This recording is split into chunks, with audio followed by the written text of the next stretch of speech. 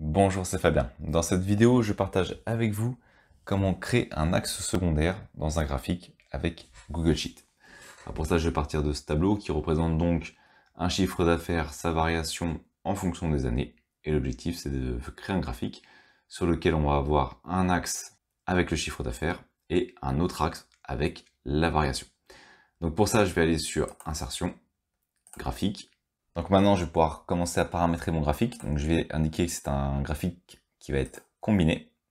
Au niveau de la plage de données, on va dire que c'est ici, donc de 2010 à 2020, avec le chiffre d'affaires et la variation. Donc comme on peut le voir, il va donc ici me représenter les données. Donc on va recommencer depuis le début. L'axe, ça va être les années. Donc on va avoir ici les années qui vont apparaître en dessous. Donc je vais tout simplement cliquer sur ajouter un axe. Ensuite, on va sur sélectionner une plage de données. J'ai fait la même chose pour la plage de données ici. Au niveau de sélectionner une plage de données, on clique ici dans l'espace et on sélectionne la plage qui nous intéresse. Donc je vais indiquer de 2010 à 2020. Ensuite, au niveau des séries, eh bien, il m'a repris la A12, donc celle de 2000, c'est pour ça qu'elle est ici, et celle-là ne m'intéresse pas parce que ce sont les années. Donc là, je me retrouve avec les deux séries. Alors si je veux les enlever, pas de souci, je vous montre comment procéder. Voilà, donc je vais ajouter la série, c'est la même chose, ajouter une série. On sélectionne les données. Je vais donc prendre le chiffre d'affaires depuis 2010 et je fais exactement la même chose. Sélectionner les données, hop, et je prends la variation et je me retrouve donc avec les deux séries. J'ai donc ici la légende, je vais la supprimer pour faire un peu de place. Donc si vous voulez personnaliser votre graphique, vous allez sur personnaliser, vous pouvez ajouter un titre, vous pouvez mettre une légende, vous pouvez modifier les axes, enfin bref. De toute façon, on va y aller juste après pour modifier les séries. Donc ici, on a la série du chiffre d'affaires et ici, on a la série de la variation. On voit qu'elle est totalement écrasée puisque ça représente quelques pourcents par rapport aux 25 000 € du chiffre d'affaires. L'objectif, c'est de faire ressortir cette variation pour la mettre en évidence avec un axe secondaire. Je vais donc aller sur personnaliser. Dans personnaliser, je vais aller sur série.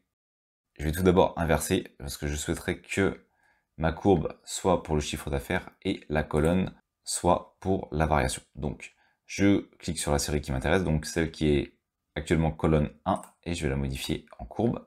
Donc ici on a maintenant la courbe qui représente le chiffre d'affaires. Je retourne ici sur la sélection de la série, je prends la courbe 2 qui est donc ici et qui représente la variation, et je vais la modifier en colonne.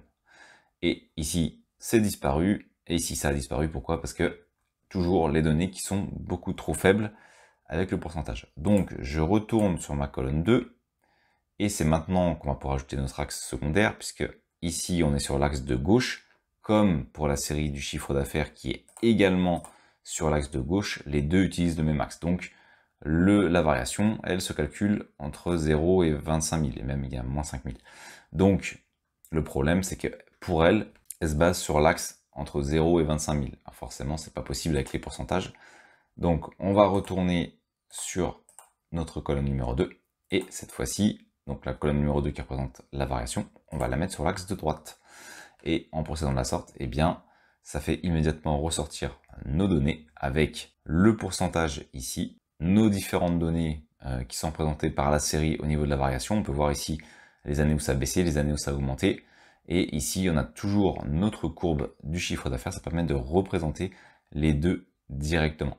Si on veut modifier les éléments, on peut cliquer par exemple sur la série. Je clique sur la série, puis si je veux changer la couleur, c'est comme d'habitude, voilà, ici je change la couleur, je change les éléments graphiques. Ça, vous pouvez regarder directement au niveau des éléments. Ensuite, on peut aller également sur l'axe, on clique sur l'axe. Donc ici, maintenant, on aura axe vertical droit, on a également l'autre axe vertical. On aura donc un axe vertical en plus sur lequel on va pouvoir également modifier les éléments. En tout cas, comme vous avez pu le voir, c'est relativement rapide d'ajouter un axe secondaire dans Google Sheet pour représenter deux jeux de données directement dans un graphique. Merci d'avoir suivi cette vidéo jusqu'à la fin. Si cette dernière vous a été utile, vous pouvez la partager ou simplement ajouter un pouce bleu. Cela participe à faire découvrir cette vidéo. Vous pouvez également vous abonner à la chaîne et activer les notifications. Je publie régulièrement du contenu. Merci et je vous dis à bientôt pour une nouvelle vidéo.